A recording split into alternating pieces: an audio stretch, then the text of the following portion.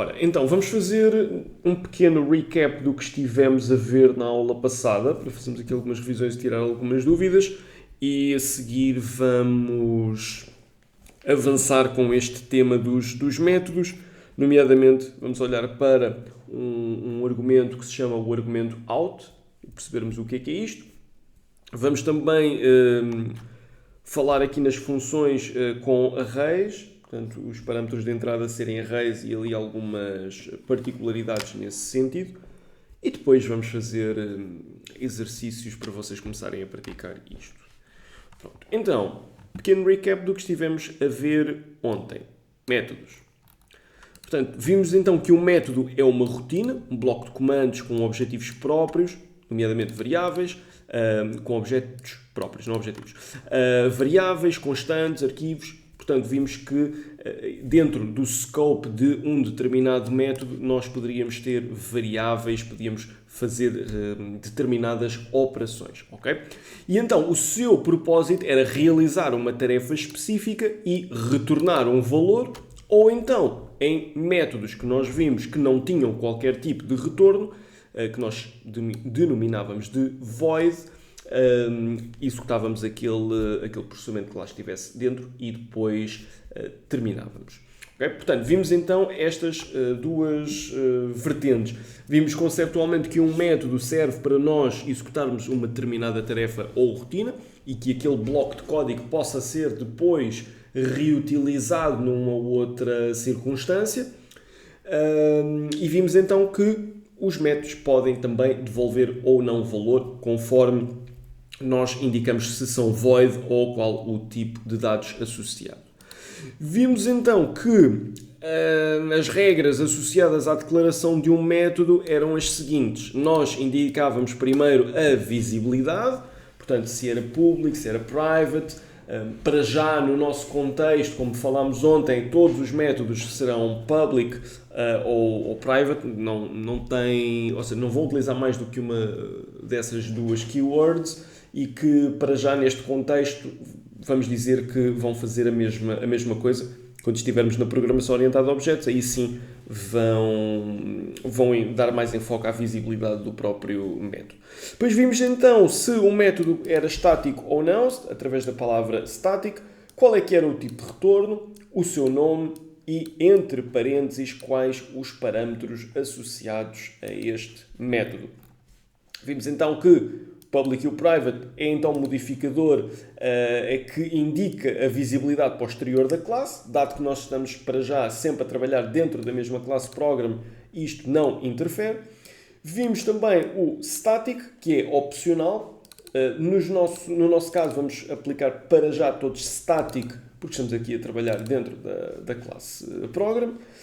É também opcional, define o método como estático, quer dizer que a classe não precisa de ser instanciada para chamar o método, tal como nós vimos ontem através de soma, nós não utilizamos aqui um objeto program para esse efeito.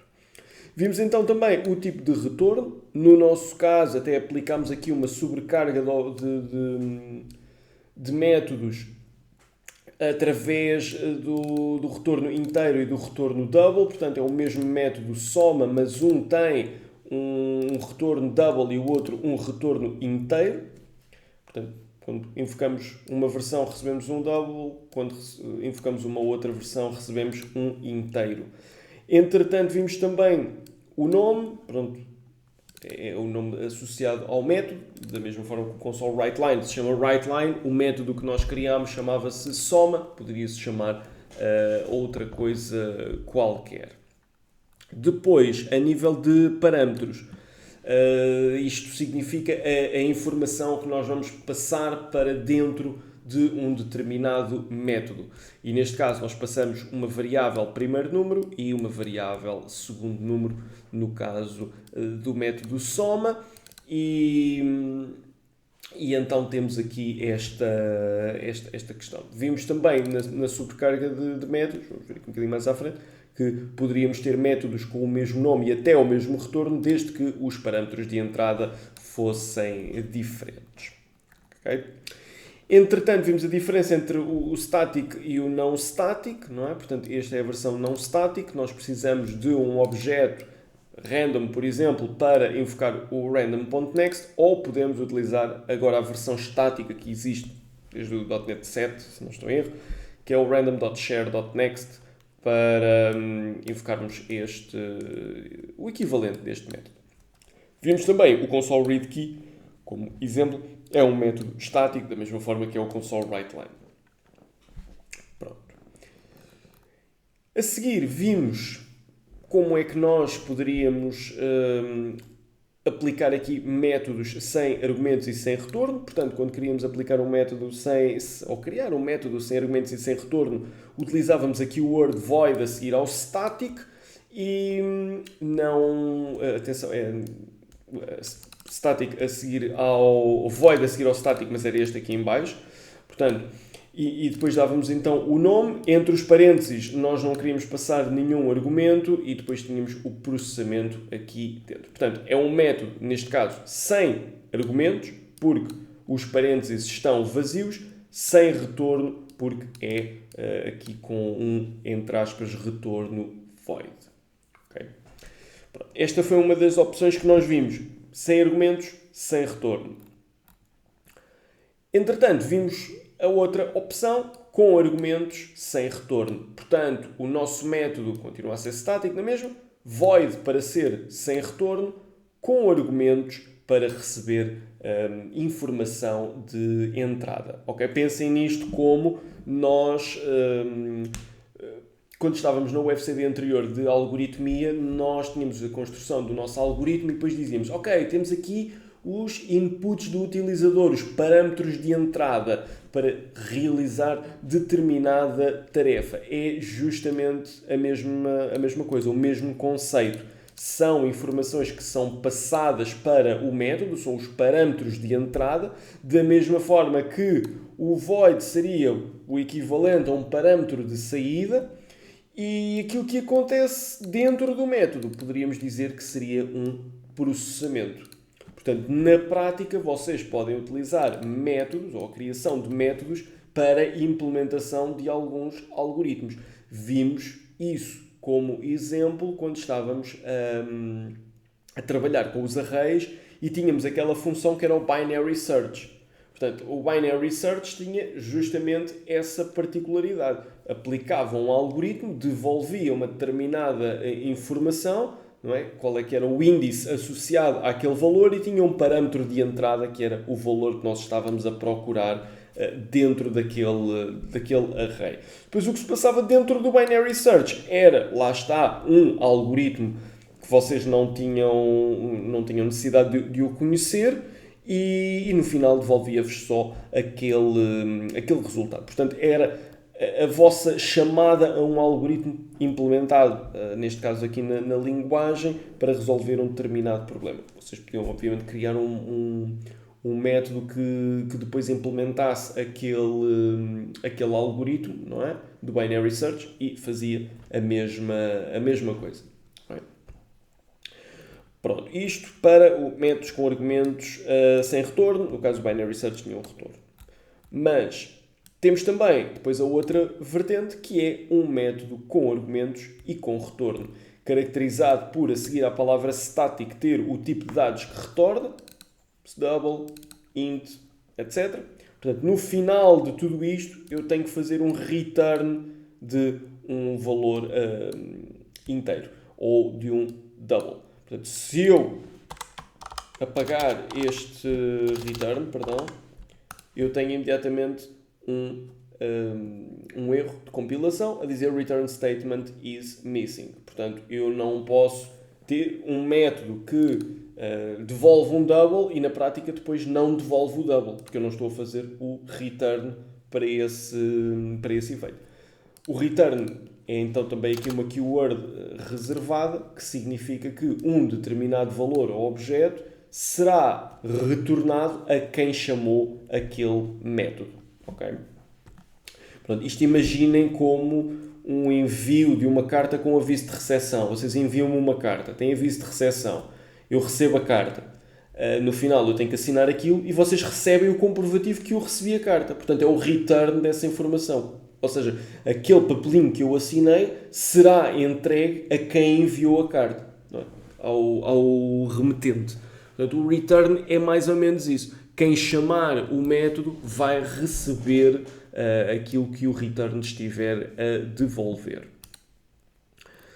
Entretanto, vimos também um método sem argumentos e com retorno, portanto, estaríamos a falar num método que tem aqui o seu tipo de dados a retornar como inteiro, não recebe nenhum parâmetro, é uma soma, mas é uma soma que está aqui hard-coded, não tem aqui nenhum valor dinâmico, digamos assim.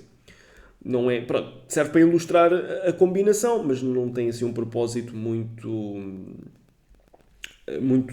útil caso nós queremos assim algo que seja mais dinâmico.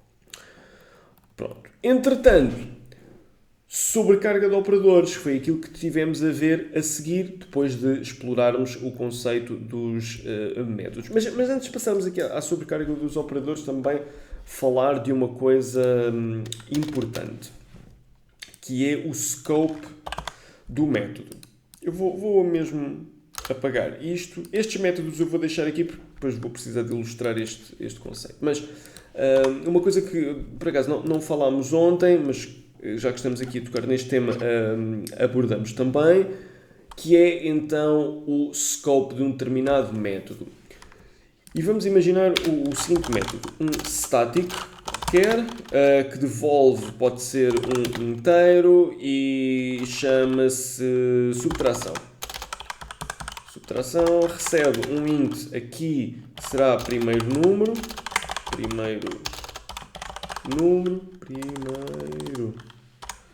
e recebe depois um outro parâmetro chamado segundo número. Okay? Onde é que o meu método começa e onde é que o meu método acaba? Começa aqui, acaba aqui. Portanto, o scope de variáveis do meu método começa aqui e acaba aqui. O que é que isto quer dizer? Quer dizer que eu posso ter aqui primeiro número menos segundo número. É a minha implementação de método, mas eu se estiver noutro método, nomeadamente o main, eu não posso o dizer, por exemplo, primeiro número igual a 1. Porquê? Vamos ler a mensagem de erro. Cannot resolve symbol, primeiro número. Não existe dentro do scope desta função nenhuma variável declarada que tenha o nome primeiro número. Existe sim uma variável primeiro número, mas que existe no scope deste método.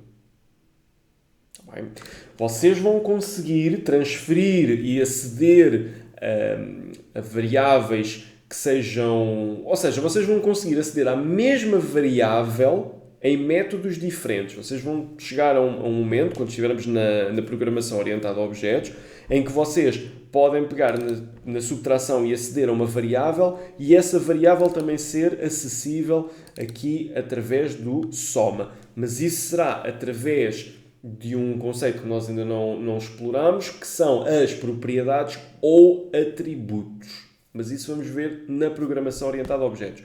Portanto, aquilo que eu quero dizer é que no scope de um determinado método, não é, as variáveis que sejam inicializadas lá não passam para o scope de um outro método, a menos que estejamos a falar de uma propriedade de uma classe ou um atributo de uma classe. Vamos ver isso mais à frente, como eu estava a dizer.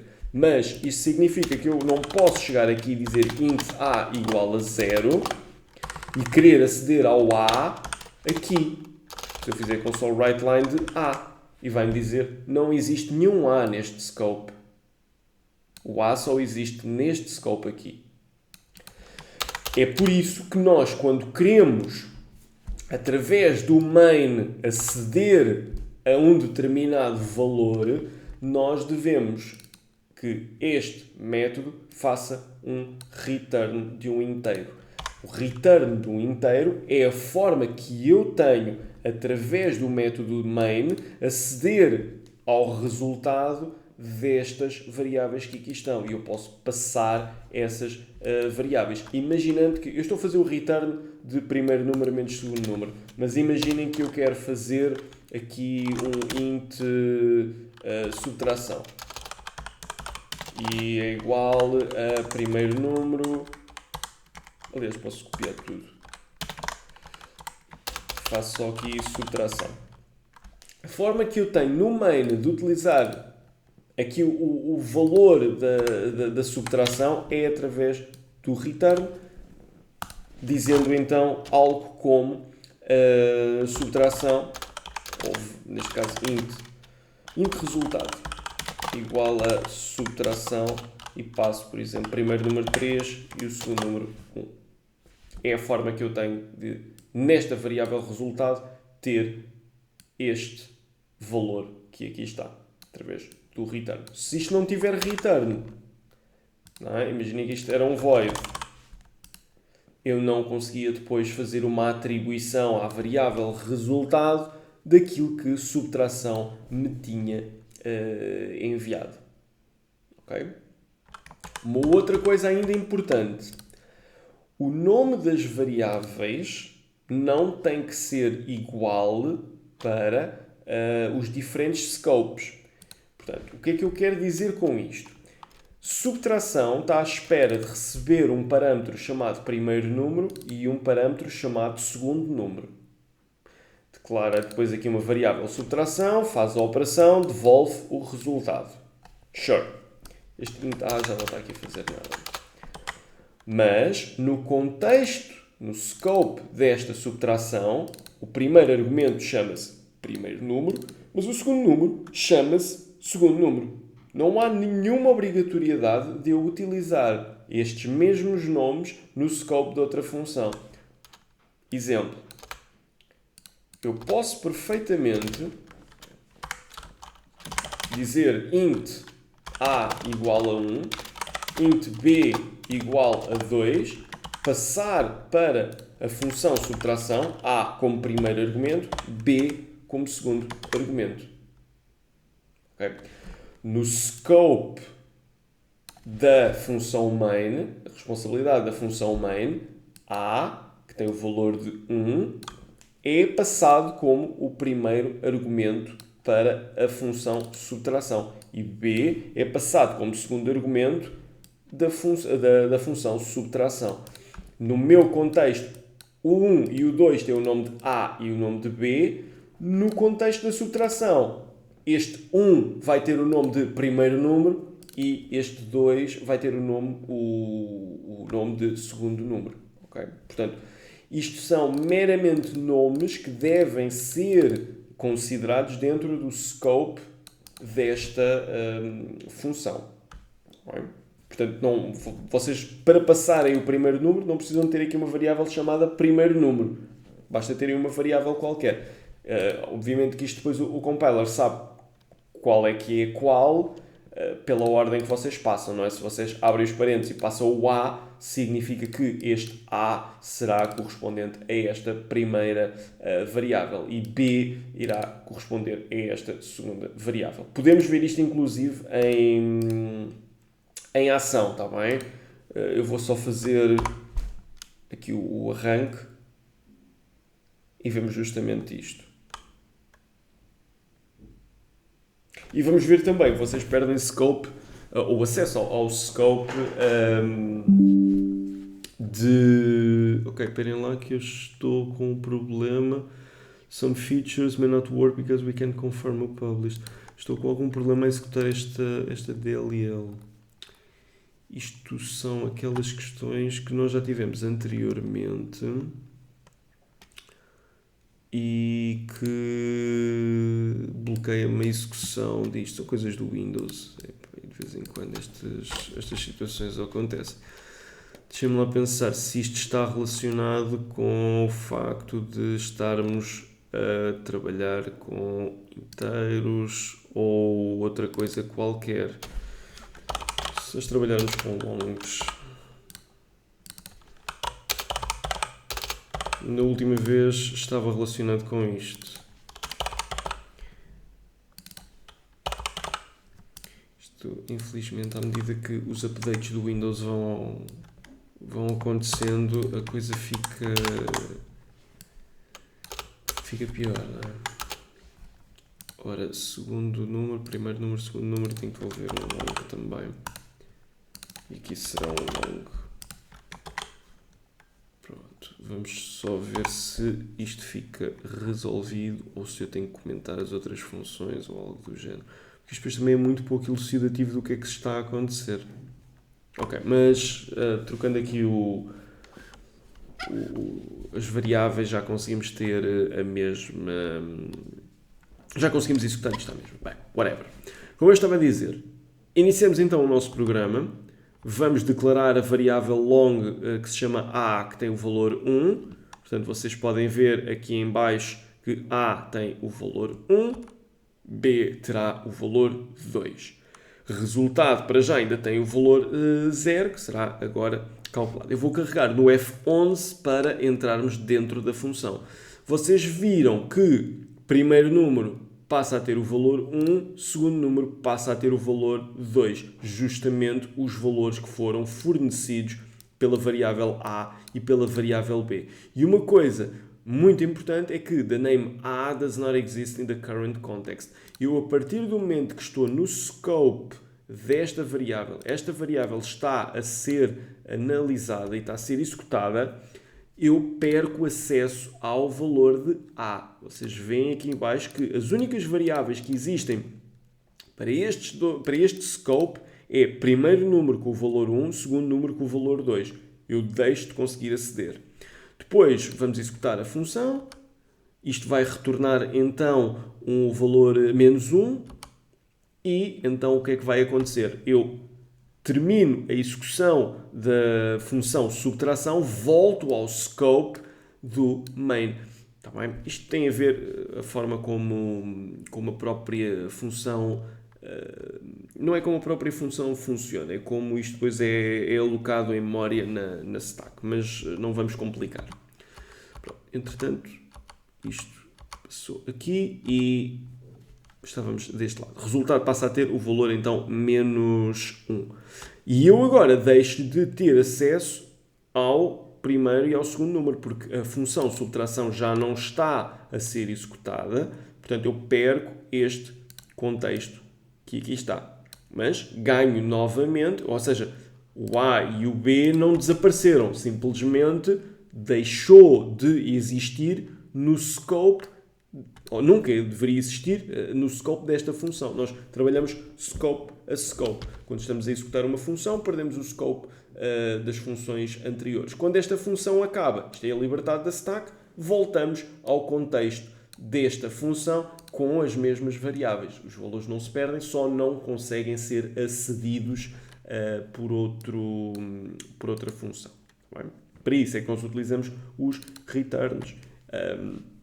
Por exemplo, quando estivermos a trabalhar com objetos, vocês também vão ver a diferença entre atribuições por valor e por referência e vamos depois também perceber que conseguimos manipular o mesmo objeto propriamente dito em métodos completamente diferentes, porque há aqui uma passagem por referência em vez de por valor. Mas estes tipos de dados simples é tudo por valor, não é nada por referência, portanto vamos simplificar. Ok? Pronto. Scope está tratado e esta questão das sobrecargas de operadores podemos então prosseguir. Relativamente a este tema do scope, como é uma coisa nova, alguma dúvida, alguma questão que queiram colocar?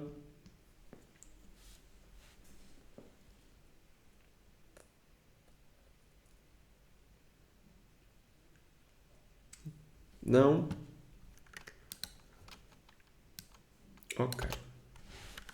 Então, sobrecarga de operadores. Vimos então que é um termo que se refere à declaração de dois ou mais métodos com o mesmo nome no mesmo scope. Nesta situação, os métodos irão ser diferenciados pela lista de parâmetros que possuem, ou seja, terão parâmetros diferentes. E nós temos justamente essa questão aqui. Temos o mesmo método chamado soma, que tem parâmetros de entrada diferentes. Portanto, estamos perante uma sobrecarga de operadores. Se eu tentar ter parâmetros de entrada iguais, vocês veem imediatamente que isto indica que member with the same signature is already declared. É como se nós estivéssemos é praticamente a mesma coisa que eu estar a tentar fazer algo deste género. Okay? Vai-me dizer exatamente a mesma coisa, é que palavras diferentes, mas é a mesma coisa, a dizer-me então que a local variable named A cannot be declared because it will give a different meaning to A, which is already used in a parent or current scope to denote something else. Portanto, acaba por me dizer, olha, isto já foi escrito na pedra, digamos assim, portanto não podemos ter repetições. Mais uma vez, aquele tema que nós estamos a falar desde o início do curso, que é ambiguidade. Isto gerava aqui uma ambiguidade muito grande, da mesma forma que isto gerava uma ambiguidade muito grande, era como vocês terem dois prédios um ao lado do outro com o mesmo número. Não faz sentido. Então, int, este aqui é o double. Vimos também, neste caso, que os métodos serviriam para nós encapsularmos lógica dentro deles, para também não termos um método muito grande que faz demasiadas coisas diferentes. Isso também é uma coisa que é complicado de manter. Imaginem que vocês têm um main que tem aqui 1 milhão de linhas de código porque faz uma série de coisas diferentes e vocês têm que andar para trás e para a frente e estão a perceber que, ok, mas este bloco de código é para... aliás, até podíamos fazer assim algo deste género. Imaginem isto. Em que nós tínhamos estas linhas todas para, por exemplo, pedir inputs ao utilizador. Tínhamos esta lista de coisas. Depois nós tínhamos aqui outro que era não para pedir inputs ao utilizador, mas para validar inputs do utilizador. Depois tínhamos aqui uma outra coisa deste género, que não é para pedir inputs ao utilizador nem validar, mas já é para processar um determinado pedido. Depois temos aqui outro a dizer, por exemplo, enviar um e-mail. E no final temos aqui enviar um SMS. E, enfim, vocês conseguem perceber que só nesta brincadeirinha que nós estamos aqui a fazer, e estou a fazer isto com um comentário, mas imaginem que estamos a fazer mesmo as linhas de código todas, nós já temos aqui uma série de linhas para pedir os inputs ao utilizador, e validar inputs do utilizador, depois processar um determinado pedido, e depois mais aqui não sei quantas 50 linhas para enviar um e-mail, depois mais 50 linhas para enviar um SMS. No dia que isto der algum problema, fazer o debug de uma função deste género é muito mais complicado. Além de que vocês chegarem a um determinado projeto, olharem para uma função e virem uma função com 500 linhas ou 600, vocês vão ter dificuldade em perceber tudo aquilo que a função faz e que blocos de código é que dizem respeito ao enviar o SMS, que blocos de código é que dizem respeito ao enviar um e-mail, ou seja, onde é que começa uma tarefa e onde é que acaba essa mesma tarefa e começa uma outra. Tá bem? Portanto, é muito mais difícil vocês lerem código dessa forma do que vocês terem, por exemplo, aqui uma função que é, por exemplo, pedir input. Eu estou aqui a fazer mais ou menos pseudocódigo, não é? Só para não estar a declarar as funções, essas coisas todas. Portanto, estas linhas todas desapareciam e vocês só tinham uma linha que dizia pedir input. Depois tinham uma outra linha que dizia validar inputs do utilizador. Posso só pôr, inputs do utilizador.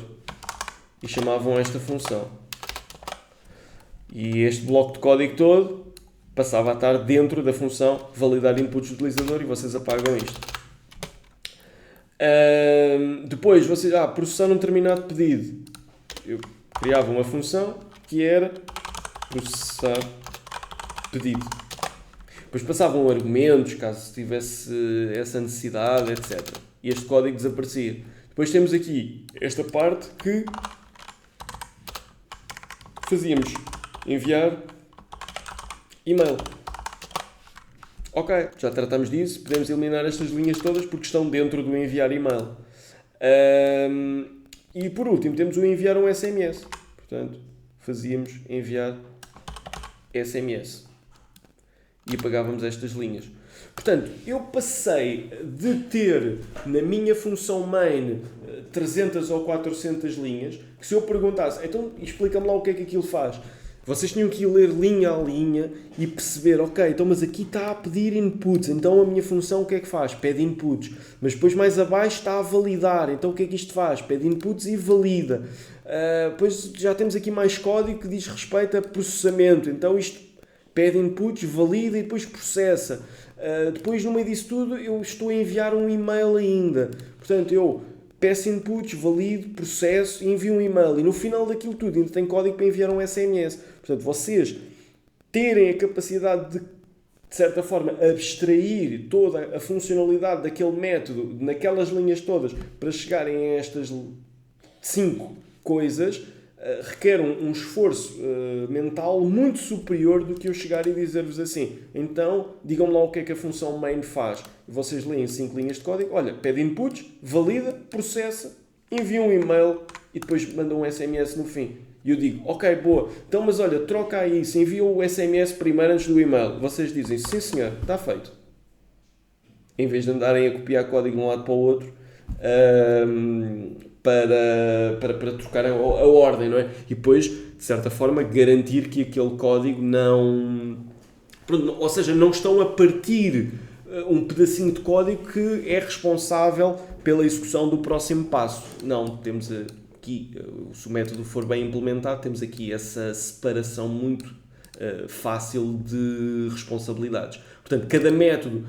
Isto depois também é um princípio que existe no desenvolvimento de software, que é o princípio o Single Responsibility Principle, ou seja, cada método deve ter apenas uma responsabilidade, uma razão para poder ser alterado.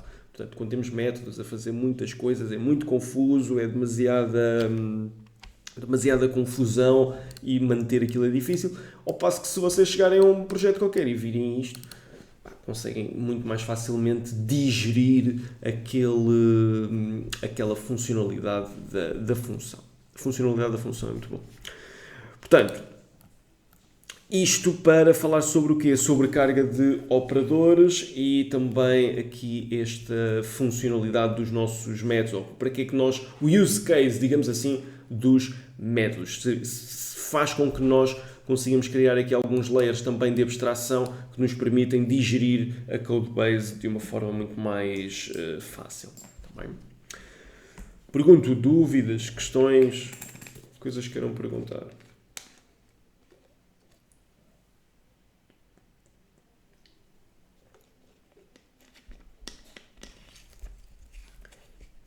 Nada? Eu tenho uma dúvida. Força, diz-me.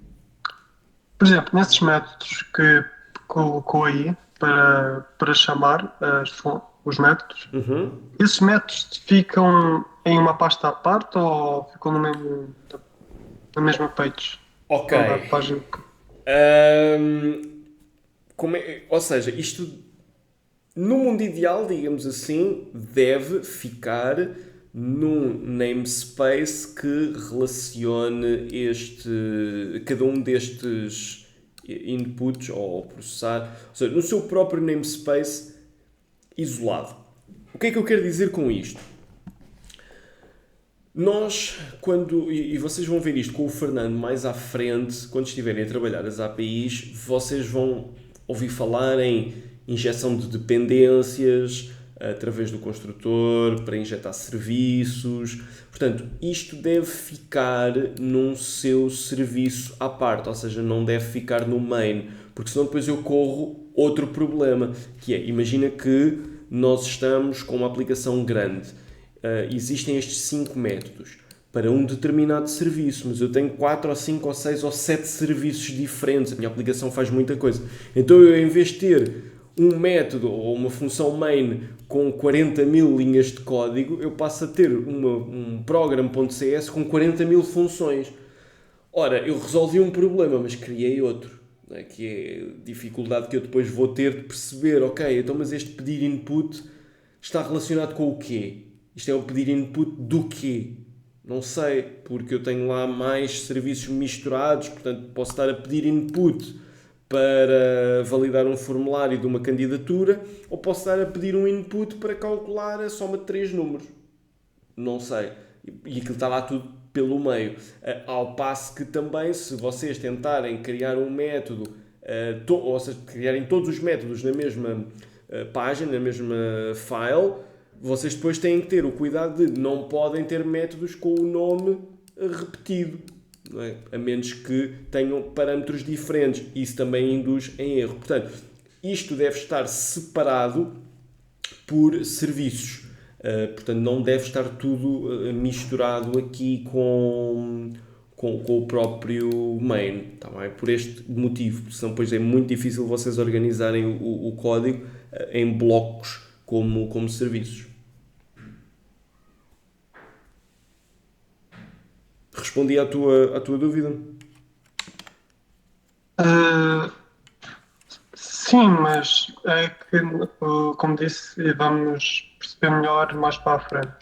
Certo, quando vocês estiverem a falar de dependência ou injeção de dependências com o Fernando, por exemplo, se vocês não estiverem logo a utilizar esta expressão injeção de dependências, pensem quando estiverem a trabalhar com o Entity Framework para aceder à base de dados com o Fernando e vocês utilizarem o DB Context num determinado controller ou algo assim desse género. Quando vocês passarem coisas para dentro de um construtor para aceder à base de dados e depois utilizarem coisas como business context, ponto, nome da tabela, etc. Pensem que isto, na prática, é um serviço que foi criado do outro lado, foi injetado através de um construtor e toda a lógica associada desses métodos está num serviço à parte, está numa pasta à parte. Tá bem?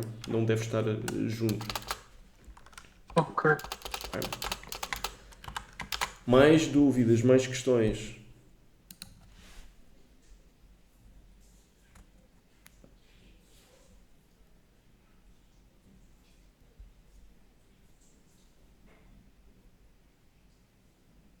Não? Pronto, e então, isto foi um breve sumário do que fizemos. Bem, breve, não foi muito porque estivemos aqui a adicionar coisas novas, mas foi então um sumário sobre aquilo que estivemos a ver ontem e a acrescentar aqui alguns conceitos novos, como o scope e o que é que vocês têm acesso e não têm acesso nos variados métodos. Então, depois temos aqui um exemplo de sobrecarga de operadores. Isso nós também vimos através destes métodos de soma. Portanto, vimos que conforme nós passávamos parâmetros diferentes, tínhamos então a execução deste método ou deste método. Agora, temos situações em que nós precisamos de receber mais do que um valor. Ok? E como vocês já podem ter constatado, nós, quando declaramos aqui o tipo de dados de saída, nós só conseguimos fazer um return. Na prática, este int soma está-me a retornar a soma. Portanto, está-me a retornar um valor. E eu não consigo fazer 2 returns. Não é? Porque vai-me dizer aqui return value is missing, mas imagina que eu queria o segundo número. Vai-me dizer isto a cinzento escuro, que é uma forma que o Rider tem de nos dizer isto é unreachable code. Portanto, é código que nunca vai ser executado. E porquê que nunca vai ser executado? Porque o primeiro return vai fechar a função. Portanto, este segundo número, ou todas as linhas de código que eu tenha para baixo disto, nunca serão executadas neste programa, porque o flow do programa vai chegar aqui ao return, devolve a informação ao seu caller e pronto. E tudo o que está ali para baixo nunca é executado. E devolve um valor. Portanto, eu não posso chegar aqui e fazer return e fazer primeiro número mais segundo número e querer passar outro valor. Não consigo fazer isto. Mas agora imaginem que eu tenho o seguinte cenário. Eu quero fazer a divisão de um número por outro, quero receber o quociente, ou seja, o resultado, mas quero receber também o resto da divisão. Como é que eu resolvo isso? Portanto, só para termos aqui uma base visual, eu quero devolver, vamos trabalhar com inteiros, mesmo sendo uma divisão, vamos trabalhar com inteiros, vamos partir do pressuposto que o utilizador nunca vai colocar zero no divisor, portanto, não vamos ter aqui cenários esquisitos, digamos assim. Divisão. Mas eu quero passar, então, int primeiro número, int segundo número, e eu quero devolver o quociente, não é? Ou seja, eu quero fazer um return de primeiro número a dividir por segundo número e eu quero devolver o resto. Como é que eu faço isso? Tenho aqui um problema. Porque a função só me vai devolver isto e depois vocês podem dizer pois, mas eu podia devolver um array, mas eu podia devolver um objeto, mas eu podia devolver um tuplo. Sure, não vou pôr isso em causa, mas isso não contradiz a minha primeira frase, que é a função só retorna uma coisa. Bem, portanto, a função, seja ela um objeto, seja ela uma collection, seja o que for, a função só devolve uma coisa. Mas às vezes eu quero mais do que uma. Como é que eu faço? Existe aqui uma keyword que é então o out e que faz então o seguinte. Se houver necessidade que exista a devolução de 2 ou mais valores, recorre-se então ao argumento out. Portanto, o argumento out trará a possibilidade de eu devolver mais do que um valor para esta função. E o que eu vou fazer é o seguinte, vírgula, aqui nos parâmetros, e agora vou dizer que o próximo parâmetro que está aqui é o de saída, será do tipo inteiro e chama-se resto. Ok? E então depois vocês têm aqui um problema que é, ok, parameter rest must be assigned upon exit. O que é que acontece?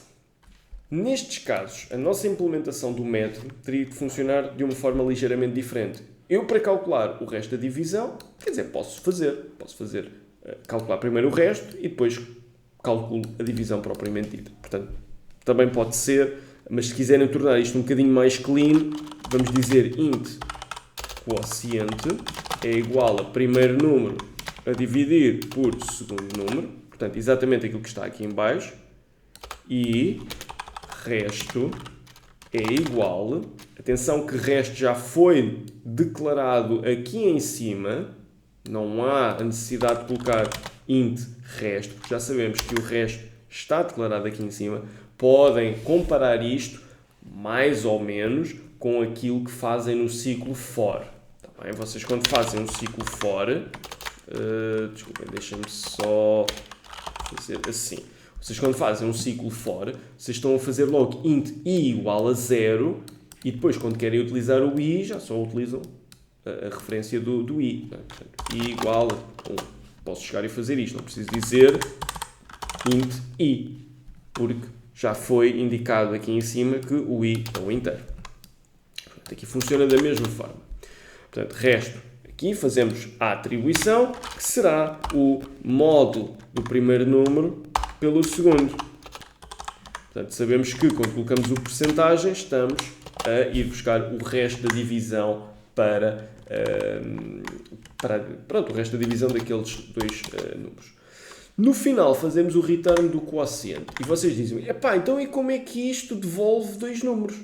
Eu só faço um return na mesma, como é que isto funciona? Funciona assim, quando vocês querem retornar um valor associado ao tipo de dados que a função retorna, nomeadamente este inteiro, vocês têm que obrigatoriamente fazer o return. Os outs são retornados automaticamente, podemos dizer automaticamente neste contexto. Bem? Portanto, o que é que isto significa? É um método estático, retorna um inteiro, chama-se divisão, recebe dois parâmetros de entrada, inteiro primeiro número, inteiro segundo número, tem outro parâmetro de saída adicional. Portanto, isto são para os parâmetros de saída adicionais. O primeiro e o principal é este. Este é apenas um parâmetro de saída adicional. Chama-se resto e terminou a declaração do método. Depois, dentro do seu bloco de código, declaramos aqui uma variável chamada quociente, onde apuramos qual é que é o quociente da divisão destes dois números, atribuímos a resto o valor que será retornado no fim da função e depois retornamos o quociente. A partir deste momento, este método irá devolver o quociente e irá devolver também o resto. Eu posso depois utilizar esse resto ou posso descartar esse resto. Também posso, enquanto utilizador da função, no meu main, não é? Eu posso utilizar o resto ou não. Vamos ver como é que nós utilizamos isto na prática. Vamos fazer aqui um console write line só para... Aliás, não, vamos trabalhar com valores hard-coded só para simplificar esse processo. Portanto, imaginem que eu tenho A. Não vamos usar A, vamos utilizar dividendo. É igual a 10. Int divisor é igual a 5. Aquilo que eu vou dizer é int resultado é igual a divisão do dividendo pelo divisor. Reparem que eu até estou a utilizar dividendo e divisor e aqui utilizei primeiro número e segundo número. Mas só para vocês perceberem que não tem que ter os mesmos números. E ele diz-me, ok, então mas falta aqui o último parâmetro, não é? Como é que eu vou buscar o resto até aqui? Porque este int resultado vai-me buscar o return da função, vai-me buscar o quociente.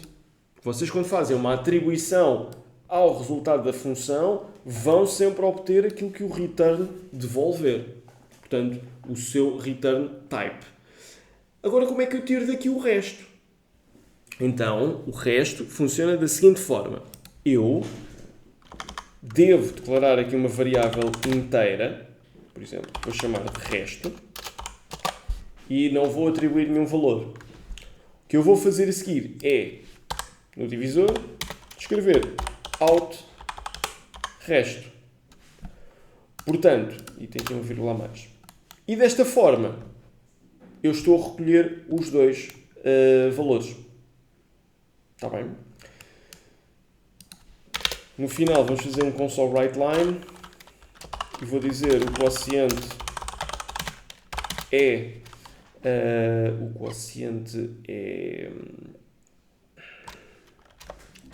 resultado, não é? Portanto, é aqui o meu quociente, resultado, e o resto da divisão é resto. Vamos executar este código para vermos o que é que acontece. Se bem que o resto aqui vai ser 0, não é? Ora, o quociente é 2 e o resto da divisão é 0. Porquê? Porque 10 a dividir por 5 dá 2 e dá resto 0. Mas vamos fazer um que não dê. 3 a dividir por 2. Vai-me dizer aqui o valor do quociente e que o resto da divisão é 1. Portanto, o quociente é 1 e o resto da divisão é 1. Portanto, há aqui um resto associado neste valor. Então, recapitulando, Nós, quando queremos retornar mais do que um valor, precisamos da palavra reservada out. A seguir indicamos qual será o tipo de dados do retorno adicional, e isto, volto a dizer, é só para retornos adicionais. Não precisam de utilizar o out quando querem retornar apenas um valor. Aí devem dizer aqui que o retorno da função será um determinado valor. Out, tipo de dados, resto, ou nome do parâmetro. Podem ter tantos outs quanto aqueles que quiserem. Imaginem que eu tinha resto 2. Não faz sentido neste contexto, mas posso fazer isto. Posso retornar 3, 4, 5, 10, o que eu quiser. Depois, dentro do processamento do próprio método, resto já está então declarado, podem assignar um valor que será devolvido quando o return acontecer.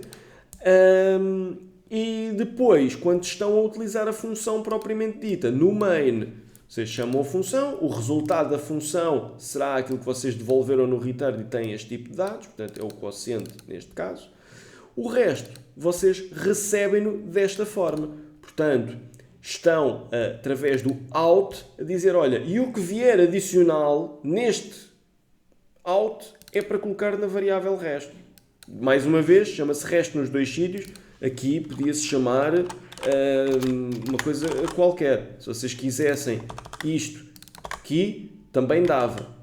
Não tem a necessidade de ser o mesmo nome.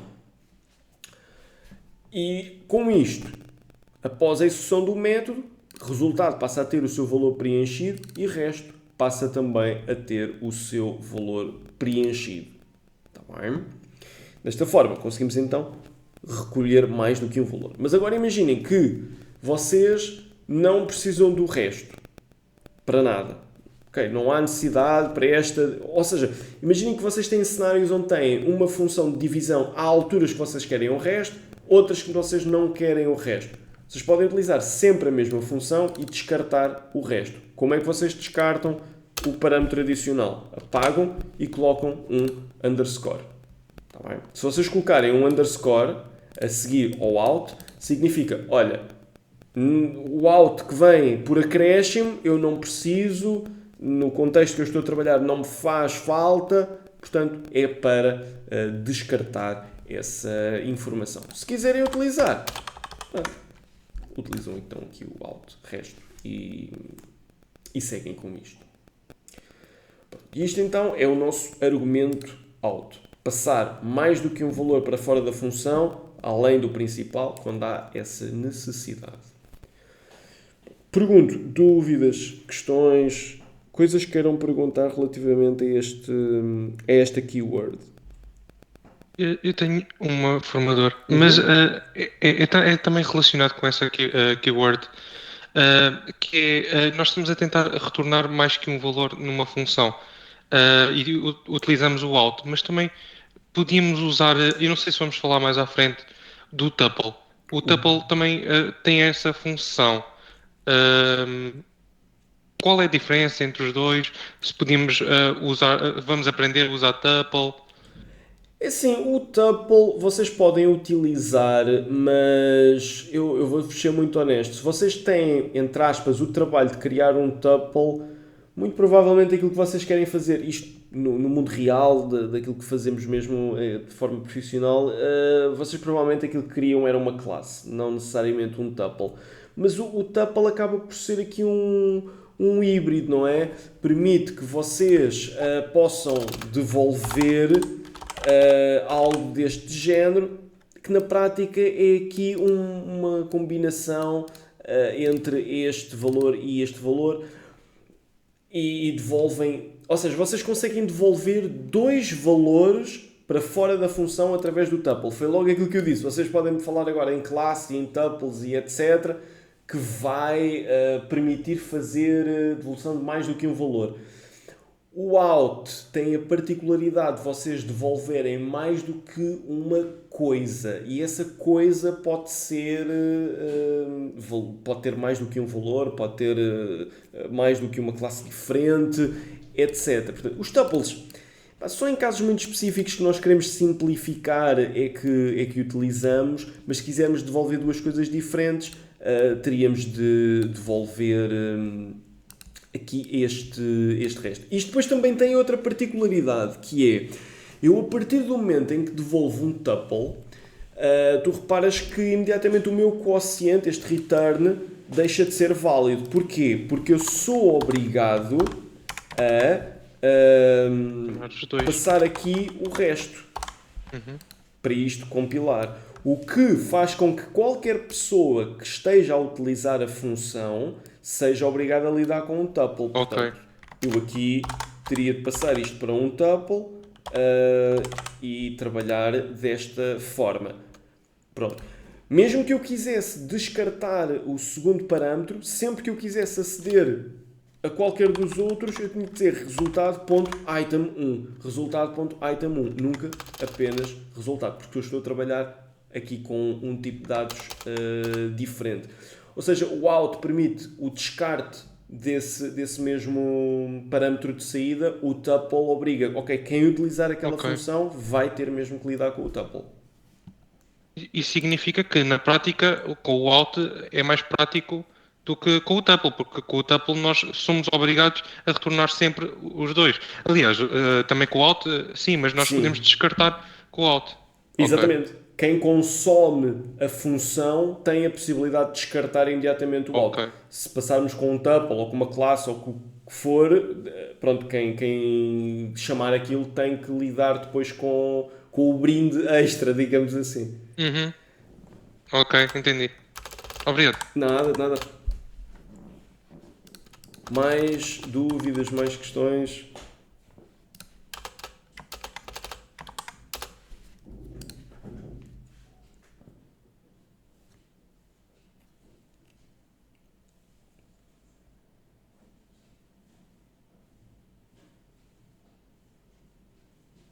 Não? Ok. Então, assim sendo, vamos fazer a nossa primeira pausa. Depois vamos olhar para este tema que vem a seguir, que será os arrays em métodos. E depois disso, havemos de começar também alguns exercícios. Está bem? Vou parar só aqui a nossa gravação também. Ora, então, para a nossa segunda parte, nós vamos olhar... Entretanto, aqui no argumento out, temos aqui uma implementação similar àquilo que fizemos aqui. Portanto, vou passar esta parte aqui à frente. Agora, o que é que nós temos aqui como particular nos métodos com arrays? Há alturas em que nós precisamos de passar como parâmetro para uma função não só uma variável, ou duas variáveis, ou três variáveis. Às vezes precisamos de passar vários valores, não é? E como nós sabemos, nós podemos agrupar esses valores em estruturas de dados. Imaginem que eu quero fazer uma soma de 500 números. Vocês vão me dizer, sim senhor, então, mas nós podíamos utilizar algo como o array.sum. Ok, mas imaginando que nós queríamos aplicar ali alguma lógica adicional nessa soma. Queremos somar e dar mais 5% ou 10%, o que tiver que ser. Bem, ou então, como é que nós poderíamos implementar uma função parecida ao array.sum?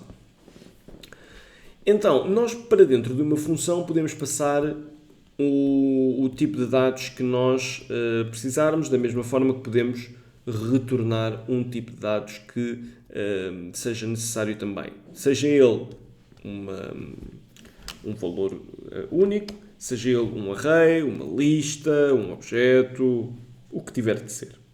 Okay? Portanto, só para terem esta nota. O que é que acontece?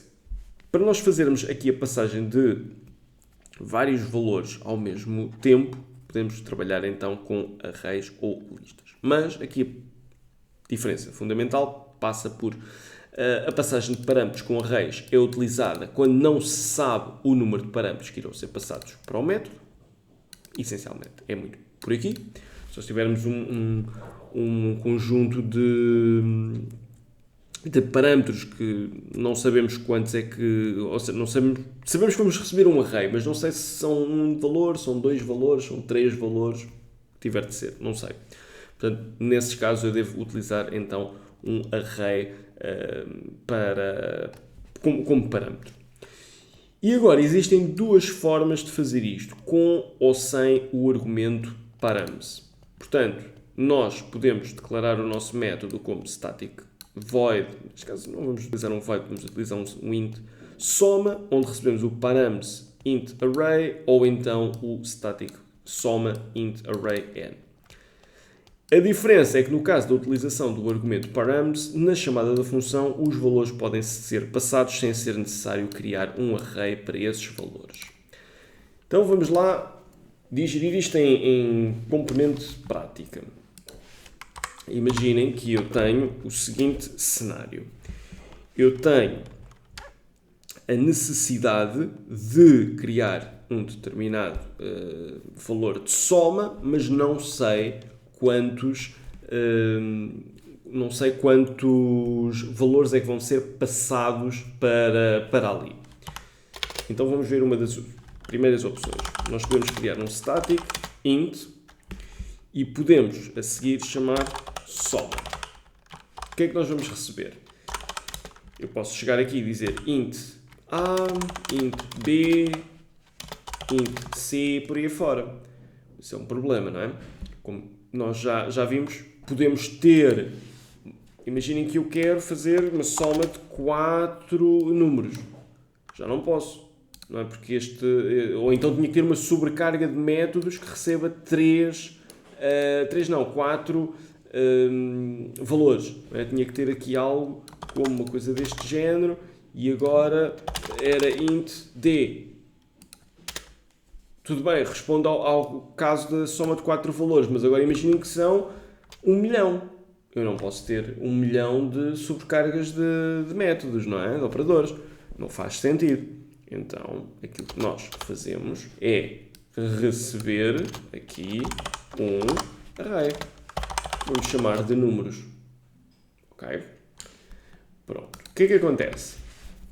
Eu aqui posso fazer, por exemplo, return números.sum. Só para simplificar. Portanto, este é o meu método de soma. Acaba por ser um wrapper daquilo que é o sum. Agora, como é que eu utilizo isto?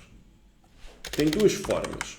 Quer dizer, neste caso só tenho uma forma. Hei de ter 2 formas um bocadinho mais à frente. Eu posso chegar e dizer int array, que eu vou chamar array equals new int array. Podem ser 200 posições. Vou preencher este array, que é i inferior a array.length. Portanto, isto acaba por ser o meu ciclo. Array, no índice dado pelo i, é igual a random.share.next. Quero números entre 0 e aqui um número grande. Okay, pode ser 10.000. Preenchi o meu array com números aleatórios de 0 a 9.999.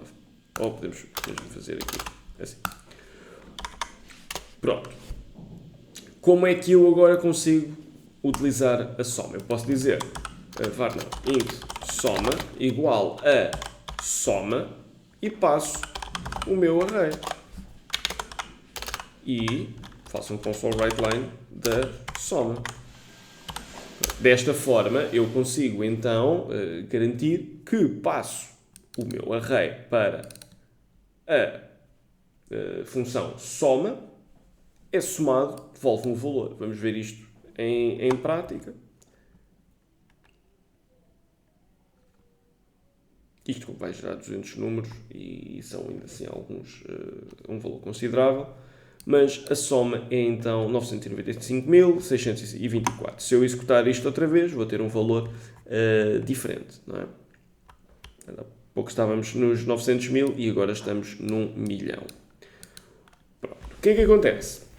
Desta forma, eu consigo passar uma coleção para aqui. Mas agora imaginem que eu quero passar não um array assim, mas quero um método que me permita fazer algo deste género. Eu quero passar um número, ou 2 números, ou 3 números, ou seja, eu quero uma série de parâmetros de entrada diferentes. Mas não quero fazer necessariamente um array. É aqui que entra então a tal palavra reservada que nós temos aqui, que é então o params. O params vai fazer o quê? Vai encarregar-se de criar o array por nós. Portanto, nós tínhamos aqui esta versão. Ele vai dizer que é a mesma coisa, mas na prática é a mesma coisa em termos de declaração. O parâmetro só dá uma funcionalidade adicional, digamos assim. Mas eu tinha esta versão. Esta versão faz com que qualquer utilizador desta função tenha que passar um array já construído, tal como nós tínhamos int, array, etc, etc, para passar como argumento para a função. O params diz o seguinte: ok, vocês podem enviar os parâmetros soltos e eu encarrego-me de criar um array para esse efeito. Okay? É a mesma coisa que, imaginem que eu quero fazer um determinado envio. Imaginem que eu vou aos Correios e quero enviar 5 artigos para um sítio qualquer. Há aqui 2 opções. Ou eu levo uma caixa que já lá vem os artigos dentro e entrego aos Correios e digo: olha, enviem-me isto para determinada morada. Isso é esta versão. E há outra versão, que é: eu chego aos Correios com os meus 5 itens na mão, soltos, ponho em cima do balcão e digo assim: olha, preciso de enviar estes 5 itens para algum lado. Então, aquilo que os Correios fazem é encarregam-se de criar uma caixa, ou de arranjar uma caixa para aqueles 5 itens que eu trouxe, colocam dentro da caixa e enviam aquela caixa para onde eu preciso. Isso é esta versão. Portanto, se eu utilizar o params, eu posso entregar os meus parâmetros de entrada, os meus argumentos soltos. Posso fazer aqui mais não sei quantas vírgulas que eu queira. Não há problema nenhum. Não posso cometer aqui nenhum erro de sintaxe. Posso fazer isto sem problema. Se eu não tiver params, imediatamente tenho um erro a dizer: olha, mas isto tem que vir dentro de uma caixa. Tem que vir dentro de um array obrigatoriamente. E nesse caso, eu teria de criar um array, fazer int array a igual a new int array de 10 posições, ou vamos só fazer com 2 para ser uma coisa mais bonita. Portanto, e aqui passava só a referência para o array A. Tá bem? Portanto, esta versão obriga-me a caixa, esta versão permite-me enviar isto de forma solta. O que acontece se nós tentarmos utilizar a caixa mesmo num método que está como params? Não tem problema. Portanto, a única diferença é o params deixa-vos enviar os valores soltos, mas se vocês chegarem lá com uma caixa também não há problema. Tá bem? Ele acaba por criar. Portanto, é só por dizer que no params o ONS de criação do array pode pertencer à função, não necessariamente, mas pode pertencer. Se nós não colocarmos o params, o ONS da criação do array recai sobre quem chama a função propriamente dita. Portanto, recai sobre o main. Bem, isto tem vantagens e desvantagens.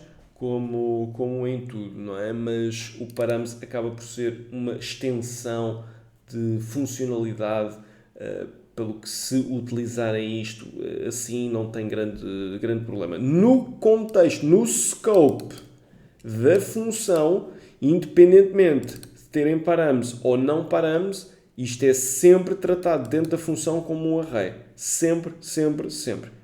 Okay? Portanto, quem pega na caixa não quer saber se os itens vieram soltos ou vieram já dentro de uma caixa. Vai tratar aquilo como uma caixa. Está bem? Pronto. E essencialmente é esta a grande diferença entre o parâmetro e o não parâmetro. Okay?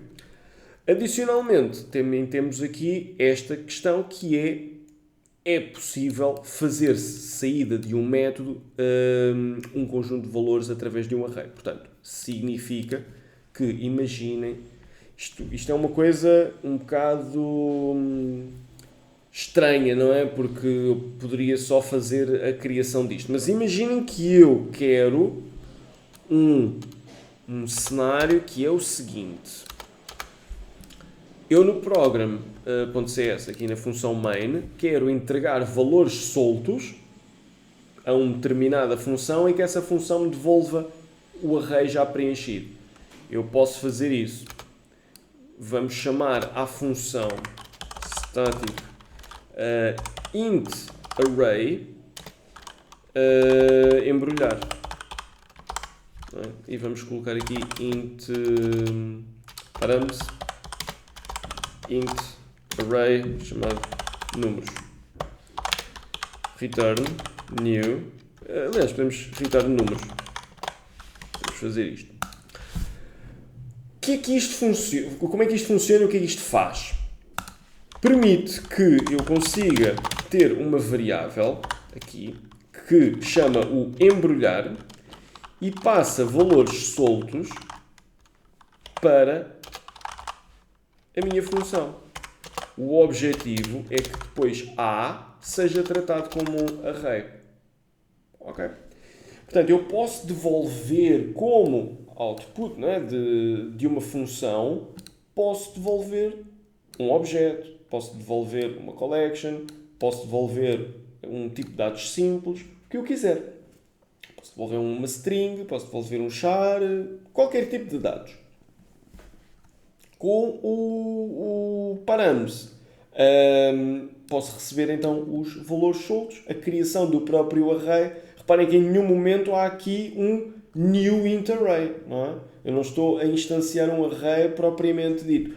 Esta função acaba por ter essa possibilidade e devolve-me já o array preenchido. Na prática nem é a função que cria, não é? Quando nós compilarmos o código, estes parâmetros vão ser convertidos num array e acontece aqui behind the scenes, digamos assim. Mas só para dar-vos esse contexto, podemos entregar valores soltos e recolher um array aqui. Portanto, isto é um int array. Okay. Válido para qualquer tipo de dados. Portanto, se vocês quiserem passar aqui um tipo de dados diferente, podem fazê-lo também. Pergunto, dúvidas, questões, coisas que queiram perguntar? Eu tenho uma. Força. Por exemplo, nos params, quando se coloca, eu queria saber, por exemplo, eu quero colocar mais outra variável. Eu coloco antes dos parâmetros ou depois? Este parâmetro é respeitante a este argumento. Portanto, imagina que tu queres receber aqui algo deste género, mas a seguir queres receber também uma string nome sem problema não. Espera, tens de colocar o string nome antes. Isto é como os nullable parameters.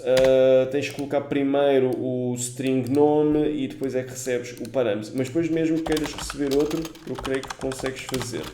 Portanto, int array números 2. Ou isto funciona já para o int array números 2. Deixa-me pensar um bocadinho. Não vai funcionar. E porquê é que não vai funcionar? Uma razão muito simples. Se eu entrego os valores soltos, não é? Ele não tem como saber onde é que acaba este e começa este, não é?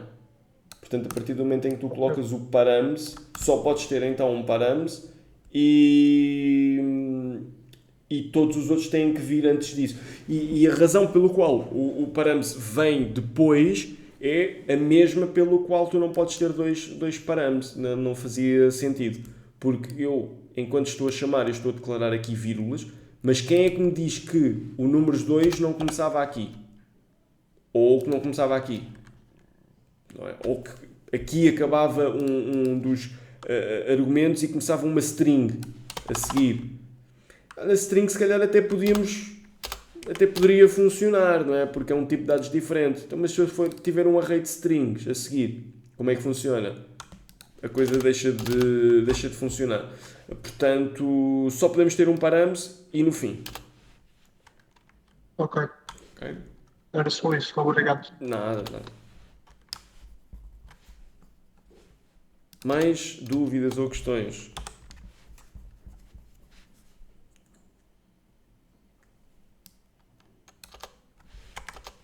Já agora tenho outra dúvida. Força, pergunta. É os params e o out. Tipo, por exemplo, Qual é que vem Exato. antes? Eu diria que o out vem no fim. Mas nunca experimentei fazer isto. Mas deixa-me ver. Porque é que eu poderia dizer que isto poderia funcionar no fim? Porque eu aqui tenho um delimitador, não é? Eu aqui conseguia fazer algo deste género. Mas mesmo assim o compiler não me deixa fazer dessa forma. Se calhar temos mesmo que fazer com out A e out int A. Exato. Temos que declarar primeiro o out e depois os parâmetros. Aqui nem há grande... Acredito que isto tenha sido mais uma decisão da linguagem propriamente dita do que um problema, não é? Porque nos outros que nós vimos, tu teres mais do que um parâmetro de entrada, pode haver confusão onde é que começa um e onde é que começa o outro. Acho que no out temos aqui um bom delimitador que nos permite saber se aquilo pertence a um out e estabelecer que parou, não é? Um parâmetro anterior. Agora, provavelmente, o compiler não deve estar assim tão otimista relativamente à minha teoria, então não permite. Mas não vejo problema. Mas não funciona. Ok. Era só isso. Muito obrigado. Nada.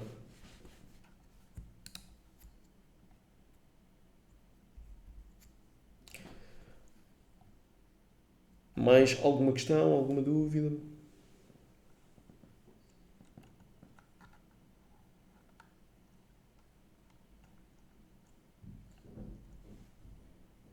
Não?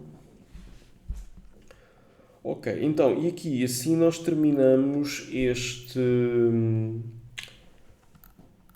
esta parte dos métodos. Portanto, a nível teórico, os métodos temos tudo resolvido. O que é que são, para que é que servem, como é que se declaram, como é que se utilizam, como é que vocês podem passar mais do que um parâmetro, menos do que um parâmetro, bem, menos do que um, só se for zero. Como é que vocês podem tirar mais do que um parâmetro de lá de saída, como é que vocês podem passar uma collection. Creio que já falámos também do scope, creio que não temos mais nada para abordar, o que nos leva a começar os exercícios para vocês colocarem isto em prática, criarem métodos com retorno, sem retorno, com parâmetros, sem parâmetros, e depois trabalharem estes elementos. Tá bem? Pronto. Então, para fazermos aqui os exercícios, se calhar para não termos aqui nenhuma quebra na resolução dos exercícios e respectiva correção, fazemos o seguinte: terminamos agora a nossa segunda parte, fazemos pausa e a seguir pronto, começamos com os exercícios, têm mais tempo para os resolver e corrigirmos ainda na aula de hoje. Também, em vez de estarmos a fazer agora e depois temos a pausa e fica ali aquilo meio quebrado, fazemos já a pausa. Ora, então, aqui para a nossa terceira parte vamos resolver 3 exercícios e então eu vou enviar-vos. Então, o que é que nós temos como exercício 1? Fazermos um programa que, recorrendo a uma função, crie um array de 15 posições, preenchido com valores aleatórios entre 0 e 9, calcule a média e devolva esse output. Okay? Atenção, está aqui devolve, mas é devolva. Portanto, o objetivo é vocês criarem aqui uma função que devolve a média desses valores gerados. Atenção que é a função que cria o array. Está bem? Tal como diz aqui, a função que cria, não é o main que vai ter a responsabilidade de criar este array. Para o exercício 2, desenvolva uma calculadora onde será necessário indicar a operação e o primeiro e segundo valor como parâmetros, retornando o resultado. Portanto, eu tenho que indicar quais são ou seja, a operação que eu quero fazer e assim que digo isso, posso passar o primeiro e segundo valor, ou se quiserem colocar primeiro valor, operação, segundo valor, deixem só o vosso critério, não tem aqui uma ordem rígida nesse sentido. Tá bem? No final, aquilo devolve o resultado. Podem considerar que todos os inputs são válidos e ninguém vai colocar um 0 para as divisões, etc. Portanto, se quiserem simplificar nessa perspectiva, o objetivo não é que isto seja altamente complexo na execução do método para já, é mesmo vocês aplicarem estes conceitos de parâmetros, não parâmetros, saída ou não saída. Para o exercício 3, crie então um algoritmo que através de uma função com parâmetros e com retorno verifique se o número é par. Portanto, eu indico um número e recebo se é par ou não. Está bem? Pergunto, dúvidas, questões, coisas que queiram perguntar?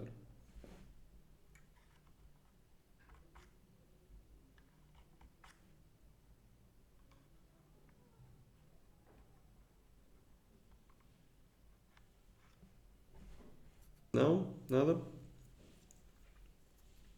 Ok, pronto. Então, eu vou deixar-vos aqui a fazer estes 3 exercícios. Já disse uns 20, 25 minutos para vocês fazerem ou menos se acabar isto mais depressa e depois avançamos com a correção. Como de costume, peço-vos que assim que terminarem os exercícios coloquem a mão no ar para sinalizar que já terminaram e depois avançamos com a correção.